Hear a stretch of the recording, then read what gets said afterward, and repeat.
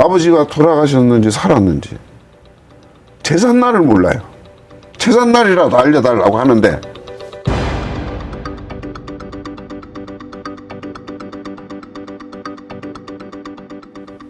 네, 이번 RFA 인터뷰 시간에는 전후 납북 문제에 대해 좀 소개해드리려고 합니다. 아직까지 북한에 억류되어 있는 전후 납북자들이 516명이나 된다고 하는데요. 오늘은 전후 납북자 피해가족 연합회의 최성용 이사장님 모시고 대화 나눠보겠습니다. 이사장님, 먼저 제가 질문 드리고 싶은 게 전후 납북 문제라고 하면 사실 젊은 세대나 아직까지 한국 국제사회에서도 좀 생소한 면이 있는 것 같은데요. 이런 그 생소함에 대해서 어떻게 좀 알려야 할지, 어떤 그런 이니셔티브를 가지고 계신지 먼저 소개 좀 부탁드리겠습니다.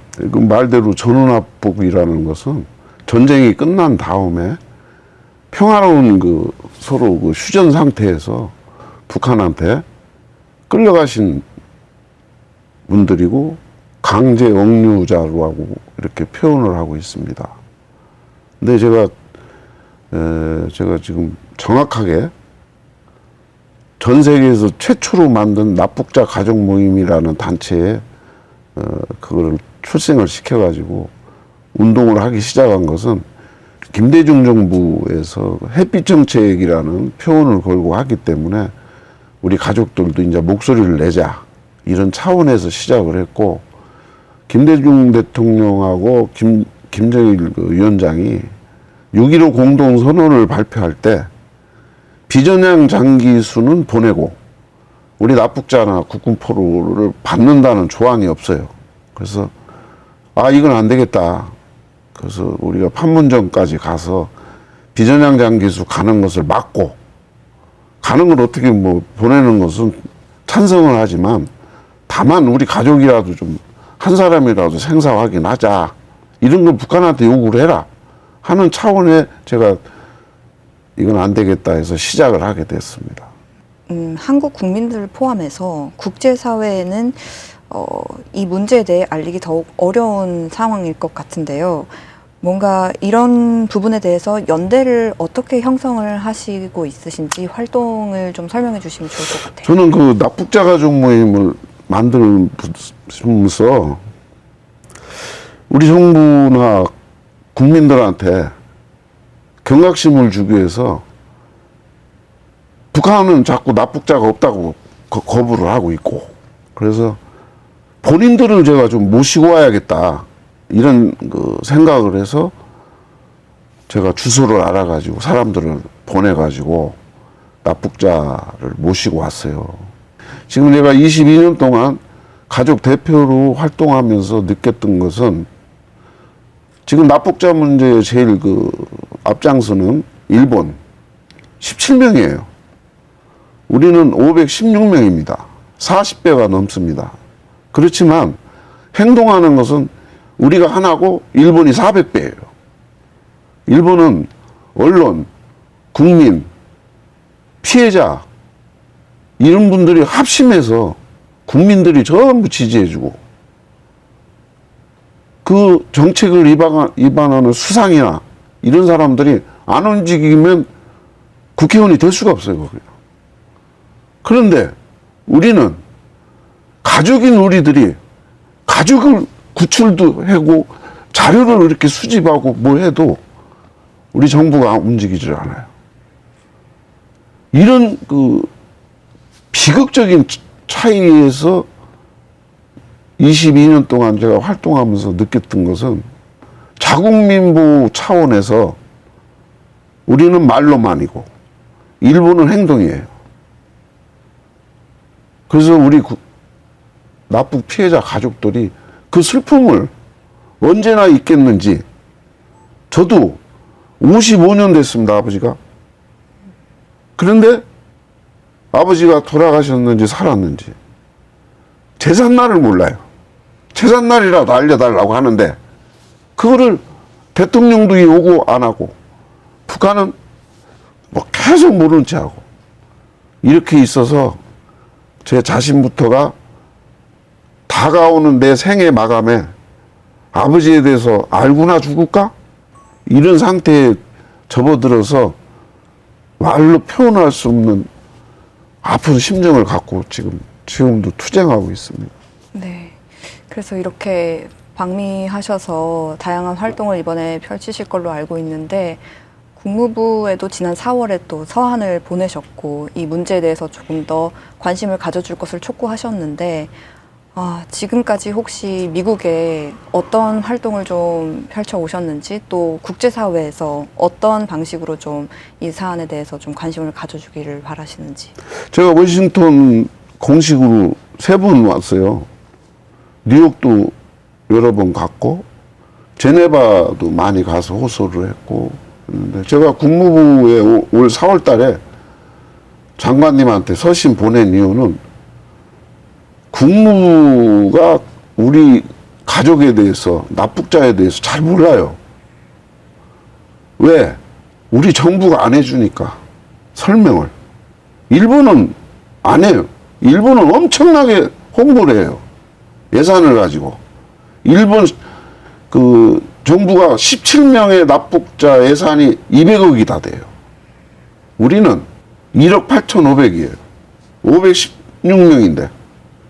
그만치 예산이나 이런 게 차이도 있지만 예산은 상관없습니다.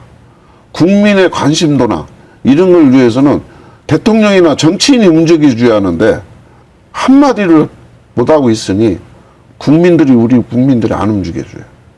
그걸 안 해줘서 제가 이번에 국무부에 이런 설명을 좀 해야겠다. 우리 정부가 안 하니까. 북한의 자료는 내가 다 빼왔고 이 자료가 북한 정부가 만든 자료다. 우리가 만든 자료가 아니다.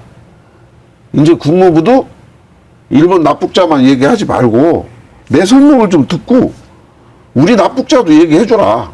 이런 설명을 좀 하러 왔습니다. 네, 그러면 이번 활동을 마치시고 실질적으로 어떤 변화를 좀 기대하고 계신지 또 어떤 방향으로 이런 문제를 다루실 건지 앞으로의 캠페인 활동에 대해서 좀 설명해 주시면 좋겠습니다. 통일부 장관께서 며칠 전에 이산가족 상봉을 대화를 하자 요구를 하면서 핵 문제는 나중에 얘기하자. 천륜을 가지고 얘기하자. 이렇게 말씀하시더라고요. 제가 권영세 장관님한테 만나서 그런 얘기를 했습니다. 핵은 핵이고 천륜 문제는 세월이 지나니까 다 돌아가시니까 빨리 생사 확인하자.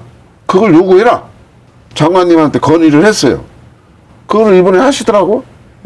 했는데 또 불행히 또 북한은 또 핵 무슨 보위를 뭐 선제 타격하겠다 이렇게 또 좀 나오고 그래서 한심한 일이 벌어졌어요. 근데 저는 이 문제는 이제는 직접 대통령이 김정은이한테 육성으로 우리 천륜 문제를 풀고 가자.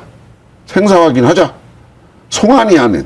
제가 우리 가족들은 지금 송환 바라는 게 아니에요. 응? 살았는지 죽었는지거든요. 생사 확인을 요구하는 거예요. 그것만이라도 먼저 풀고, 그 다음에 이제 뭐 가족 상봉을 한다든지 이런 것은 차차 할 수 있으니까 이런 거 하자고 직접 대통령이 김정은이한테 육성으로 요구해야 한다. 앞으로 이런 일을 제가 강하게 요청할 겁니다. 저는 미국 정부가 전 세계 그 경찰 국가인데 다행히 일본 납북자 문제는 많은 노력을 해요. 미국 정부가. 꼭 일본 납북자 부분을 부각시켜서 얘기를 해요. 다만 우리도 516명의 납북자가 있으니까 거기다가 뒤에다가 일본 납북자, 한국 납북자가 또 516명 있다. 같이 좀 요구해달라. 이게 초점이거든요. 호소고 앞으로 윤석열 정부가 다음번에는 우리 가족들 만나서 유로해주고 북한한테 요구하고 여태까지 있었던 과거에 있었던 남북 대화를 사과를 하고 이산가족하고 납북자 국군포로 가족들한테 과거에 있었던 책임자들의 잘못을 윤석열 대통령이 사과를 해야 돼요. 그러면서 김정은이한테 요구를 해야 북한이 움직인다고 저는 생각합니다. 지금 북한 정부에서는 아직까지 아무런 응답을 해주지 않고 있고 이 문제에 대해서 좀 해결을 하려고 하는 의지가 없어 보이는데 북한에 남기실 메시지는 어떤 것들이 있을까요? 우선 2002년도에 9월 17일 고이즈미 총리를 김정일이가 초대를 해서 북한의 17명의 납북 사실을 인정하면서 사과를 받아내고 5명을 고국으로 귀환시켰어요. 우리는 또 그 시간에 꾸준히 김정일이하고 김대중 대통령부터 정상회담을 계속 해왔어요. 우리 정부의 잘못이 크지만 피해자 가족들의 대표로서 김정은 위원장한테 호소드린다 하는 심정을 담아서 몇 번 얘기했는데 이 화면을 통해서 다시 한번 김정은 위원장한테 호소합니다. 우리 이산가족 납북자 국군포로 천류를 가지고 이제는 그렇게 하시면 안 됩니다.